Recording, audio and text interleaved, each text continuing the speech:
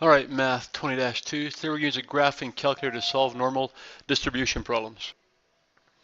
So a graphing calculator can be used to solve some, maybe even most, normal probability distribution problems.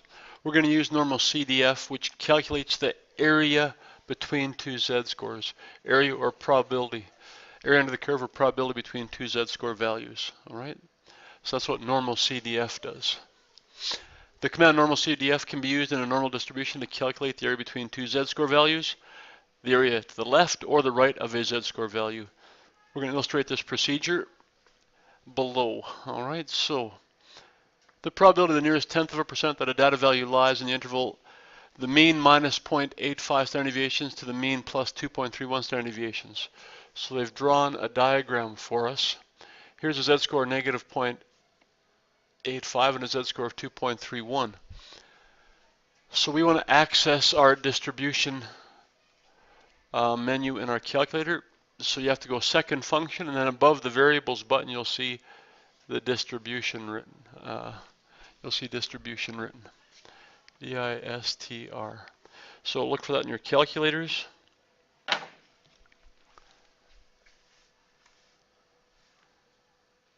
Right here you'll see above variables, so you go second, distribution.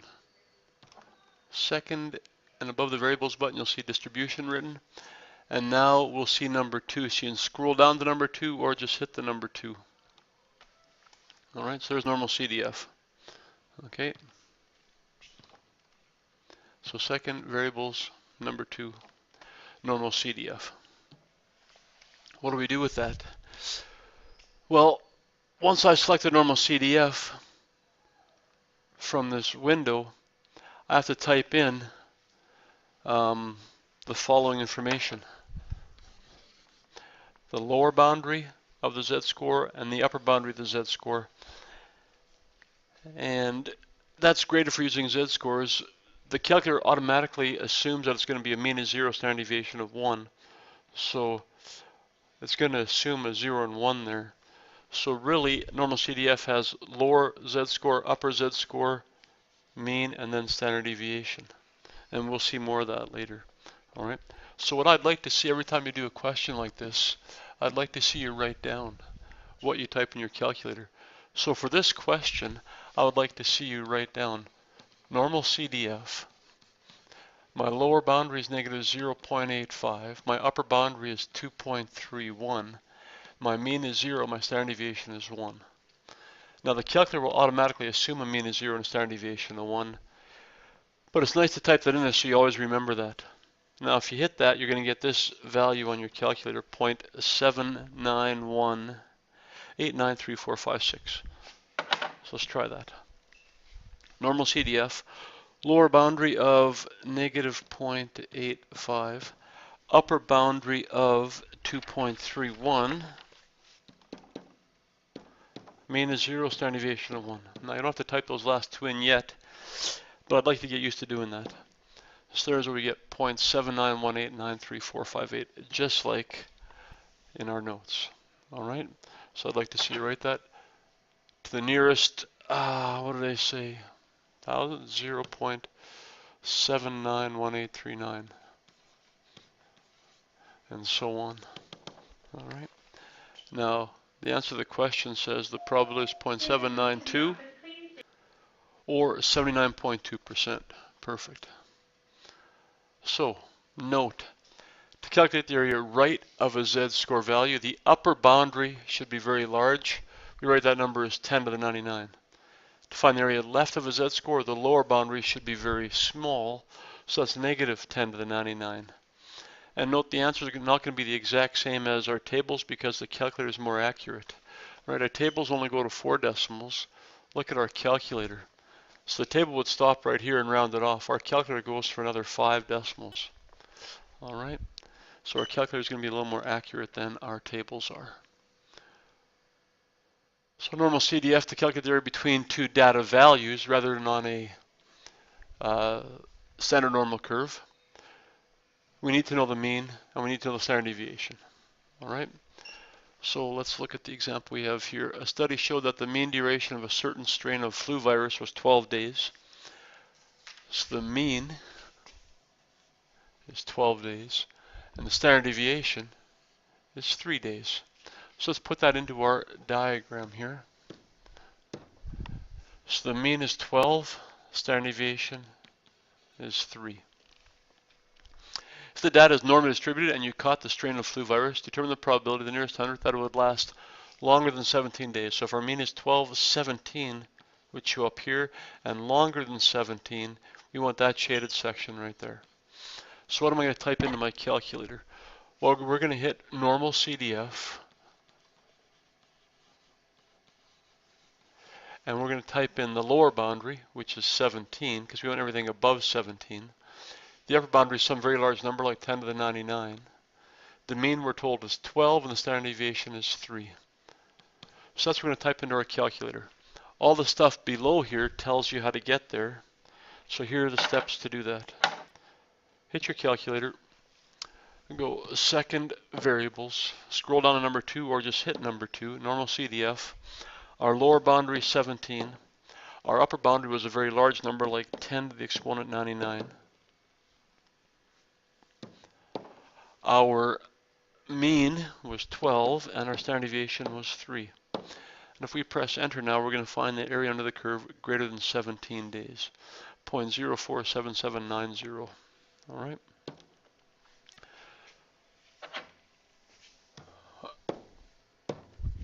So that value they've got down here, same thing we just came up with, 0.047779.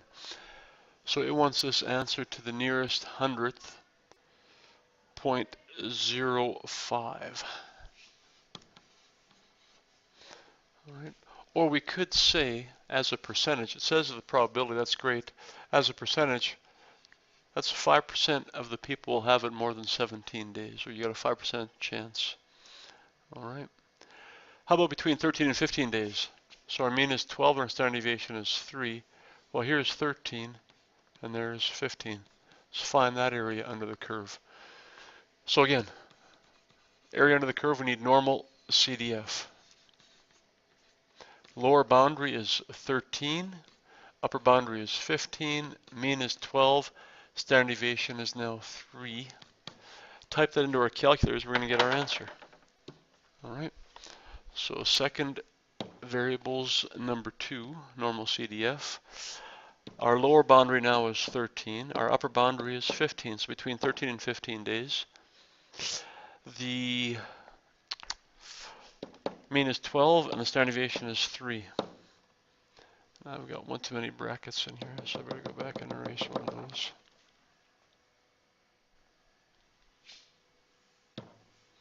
And we can press enter. 0.21078, so to the nearest 100th is 0.21. All right. And all the stuff below here shows us the same things we got. All right. So for A, the probability was 0.05, and for B, 0.21. Note, calculate the area left of the data value. The lower boundary is negative 10 to the 99, and to the right of it, the upper boundary is positive 10 to the 99. In practice, any extreme positive or negative value will work, but we use 10 to the 99 and negative 10 to the 99 pretty exclusively. So let's try a few examples here. All right, so let's read through this example. Postal outlets have determined that using standard mail service, it takes 3 weeks on average for a package from China to arrive at an address in Canada. 3 weeks on average. So there's our mean. They also determined that the standard deviation is 5 days, and that the times are normally distributed. Great. So my mean is 3 weeks. Well, that's 3 times 7, or 21 days. Standard deviation is 5 days. Part A says, determine the probability to the nearest 100th that a package will take less than 15 days to be delivered. So here's 15 days. We want the area left of that curve, or left of that value. All right. Anytime I'm looking for area under the curve, I use normal CDF. So my lower boundary is some really tiny number way over here. So that number is negative 10 to the 99. My upper boundary is 15. My mean is 21 and my standard deviation is 5. So go ahead, type that into your calculators, see what you come up with. If you do it properly and round to the nearest hundredth, we should get 0.12. So try it, make sure you get that. Part B, postal outlets guarantee that a package will arrive in less than 35 days or the delivery is free. So we've got an average of 3 weeks or 21 days. The standard deviation is 5. It will arrive in less than 35 days or it's free. Last month, that many packages were sent from China to Canada. How many of these packages would you expect to be delivered free of charge? So the ones free of charge are greater than 35 days. So we're going to figure out what that area is. So again, we're doing normal CDF. Let's type into our calculator. The lower boundary now is 35. The upper boundary is positive 10 to the 99. The mean is 21 and the standard deviation is 5. So let's calculate that value. All right. I'll just show you both these to make sure you did them on your calculator correctly. So let's do A in the calculator and then we'll do B in the calculator. So area under the curve, normal CDF number 2.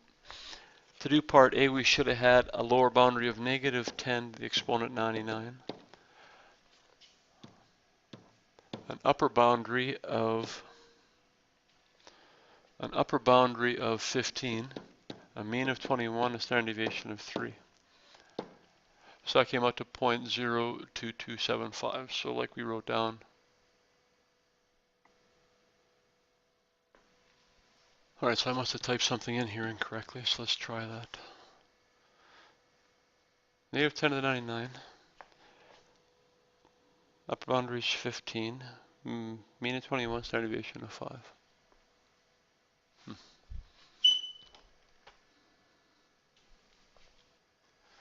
So I've been typing in 3, so that'll give us 0.115 or 0.12.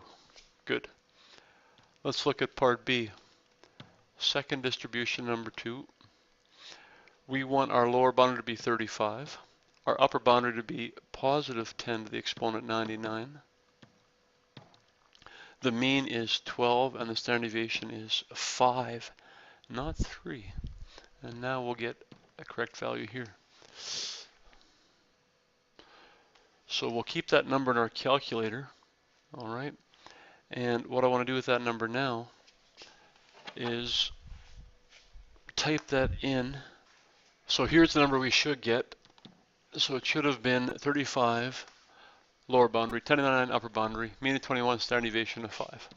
All right, so this is our value, 0.002555 and so on. So we write that down, 0.002555 and so on. Now what do we do with this? That's the area under the curve. We were told that 8,257 packages were sent. So the number that are free should be 8,257 multiplied by 0.002555 and so on. So let's take our calculator and multiply that by 8257. So you got that number there, we simply go times 8,257 packages and 21 would be delivered free. So 21 are free. All right. Example 2. Calculate the percentage of the population to the nearest tenth whose height is more than 1 standard deviation above the average height of the population. All right, so we're not given too many numbers here. So let's draw our standard normal curve. We know the mean of our standard normal curve is 0 and the standard deviation is 1. And the percentage of the population whose height is more than 1 standard deviation, so we're looking for this area under the curve. All right. So how do I write that? Well, normal CDF. Lower boundary is 1, upper boundary is 10 to the 99. The mean is 0, standard deviation is 1. That'll give us the area under the curve greater than 1 standard deviation above the average height. So do that on your calculators. Let's see what we get. Let's see, I'll type this one correctly. Number 2, normal CDF. Lower boundary is 1, upper boundary is 10 to the exponent 99. The mean is 0 and the standard deviation is 1. So that is 0.1586. So 0.1586 and so on. And they want a percentage to the nearest tenth. So multiply this by 100, 15.9%. Okay. Now inverse norm we use to calculate a data value if we're given the area left of that data value. So now given an area under the curve, we use inverse normal to figure out what that data value is. All right. We need to know the mean and the standard deviation. So let's try an example. From extensive testing, an appliance distribution company knows that the average life of toasty toasters is 4.2 years. The standard deviation is 0.65 years. The data is normally distributed. Well, let's make a sketch like it asks us to. So normally distributed, we know the mean is 4.2 years. The standard deviation is 0.65 years. Now, the company does not want to replace under warranty more than 8% of the toasters.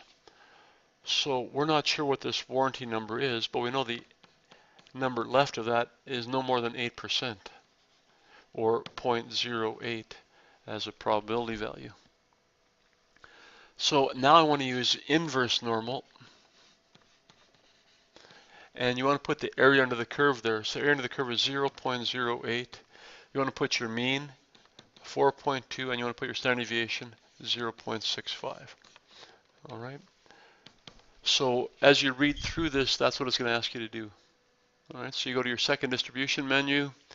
Inverse norm is number 3, the third number down. This will come up on our graphing calculators. Inverse norm with a bracket. The prompts that need to appear is the area under the curve, then the mean, then the standard deviation. So the area under our curve is 0.08, the mean is 4.2, the standard deviation is 0.65.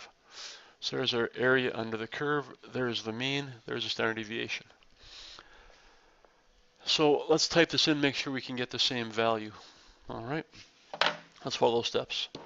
So on our calculator, second variables, which is distribution, you can scroll down to number 3 or just hit the number 3 for inverse norm. You want the area under the curve, which is 0.08. The mean for this example was 4.2, and the standard deviation for this example was 0.65. So we will now know the corresponding value, 3.2867. All right. So this gives us a value of 3.2867 and so on. Now, if I scroll down and read what it tells us, 3.2867, that's the same number we came up with. For this example, the company would round down to offer a 3-year warranty because anything more than a 3-year warranty would give us more than 8% of the toasters being returned. All right. So inverse norm can also be used to calculate the z-score. Z-scores have means of 0, standard deviations of 1. So example 3, determine the z-score of the nearest hundredth if 1% of the data values lie above the z-score. We'll draw our curve, mean is 0, standard deviation is 1. 1% of the data values lie above the z-score, so we're not sure what the z-score is, but we know this area here is 1%, or 0.01. All right. Now when I use inverse normal, we have to do the area under the curve left of the z-score, always left of the z-score. So right of the z-score is 0.01, left of the z-score then would be 0.99. It's got a mean of 0, a standard deviation of 1. So if we type that into our calculator, we should get the appropriate z-score. So second distribution, inverse normal, number 3. Area left of our z-score is 0.99. The mean is 0, the standard deviation is 1 for a standard normal curve. This will give us our z-score of 2.33. the nearest hundredth, 2.33. All right. You guys have your assignment. Away you go.